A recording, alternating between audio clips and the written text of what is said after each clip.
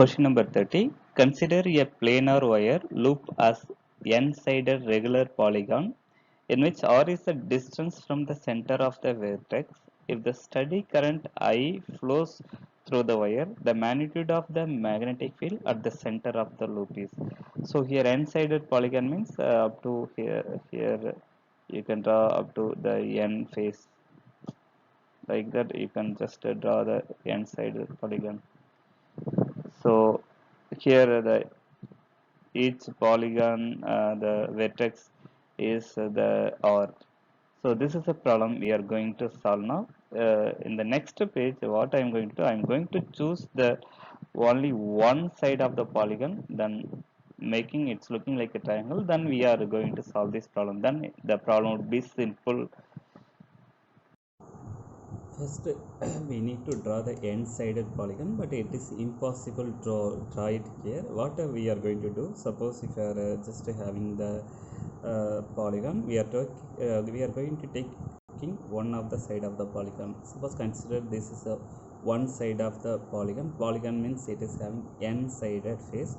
The center, if it is here, the angle subtended by this polygon, you can simply say it's equal to 2 pi the number of side. That is in general it is true for any triangle or rectangle or any polygon. If you are drawing it from center, the angle subtended by the side, suppose the angle subtended by the vertex of the single side of the polygon, that should be equal to 2 pi the number of side in the polygon.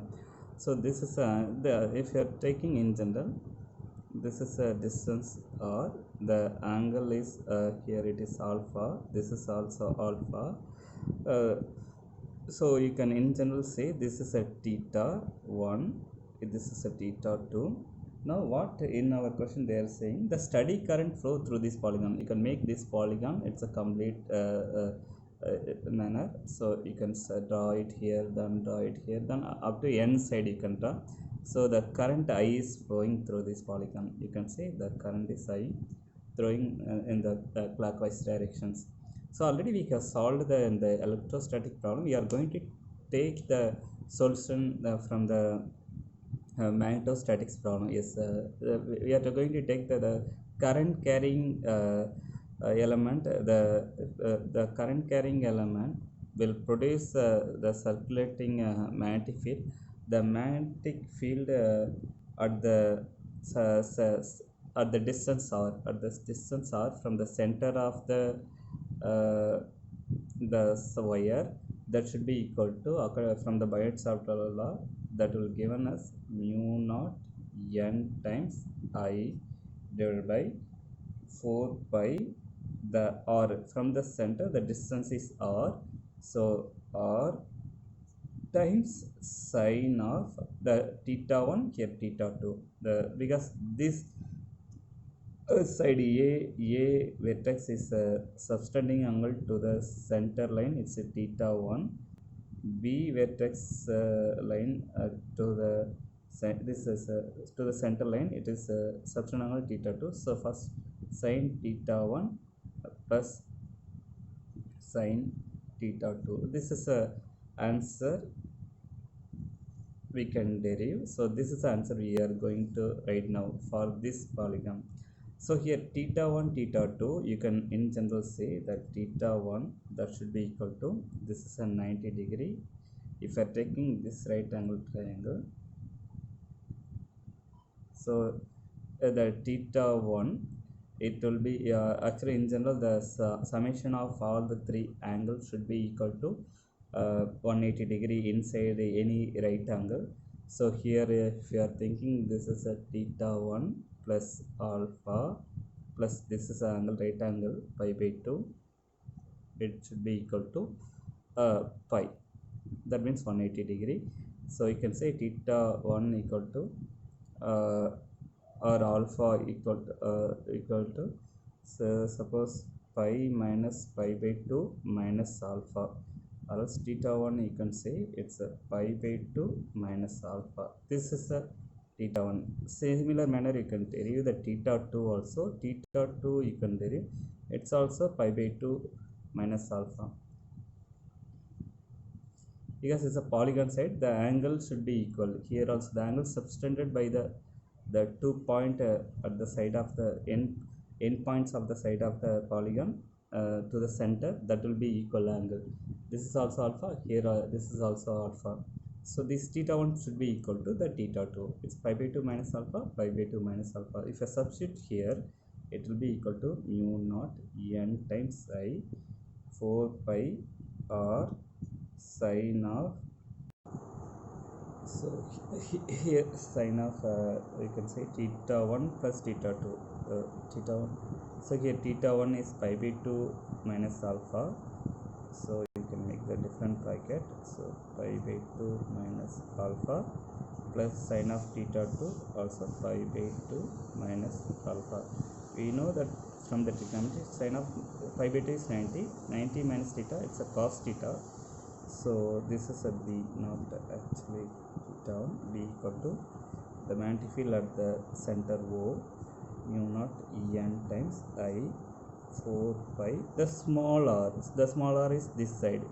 So if you are looking at this right angle triangle, this is alpha. Actually from the center the vertex distance are r, this is also r, this is also r. So you can say this is a hypotenuse, r is a hypotenuse. Take this right angle triangle, the OA, maybe the center point you can call this is E. The OA is a hypotenuse, OE is opposite to the alpha, AE is adjacent to the alpha. So opposite side OE equal to, you can say that OE is equal to is R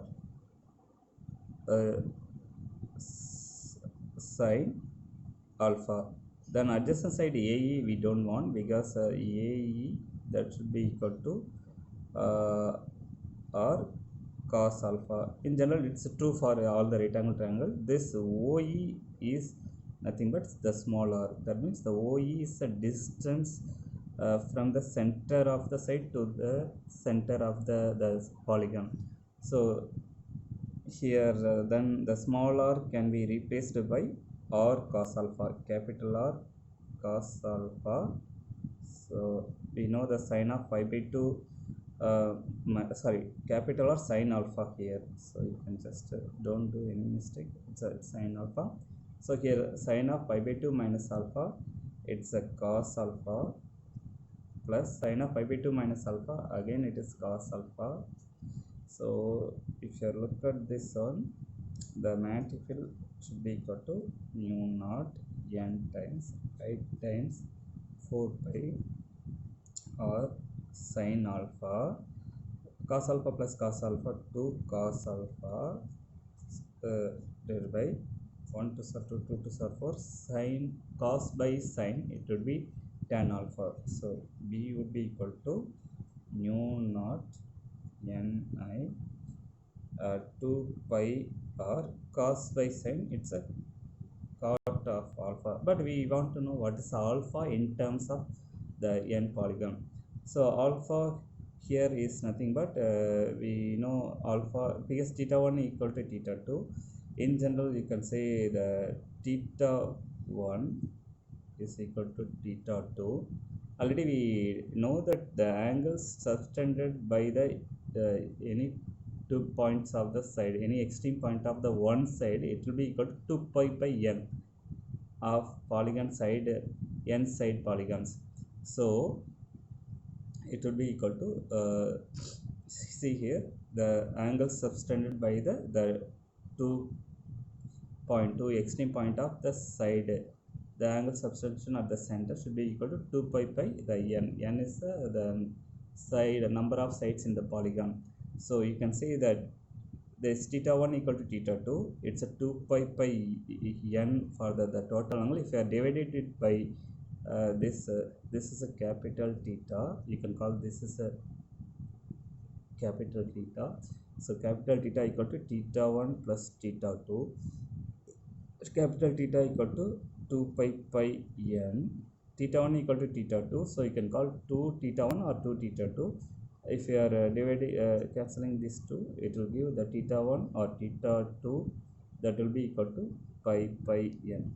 That means this will be equal to pi n.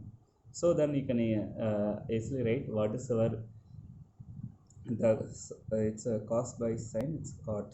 So what is the cot alpha? It should be equal to mu naught ni divided by 2 pi r, you can just make this assumption, times the cot of alpha is here.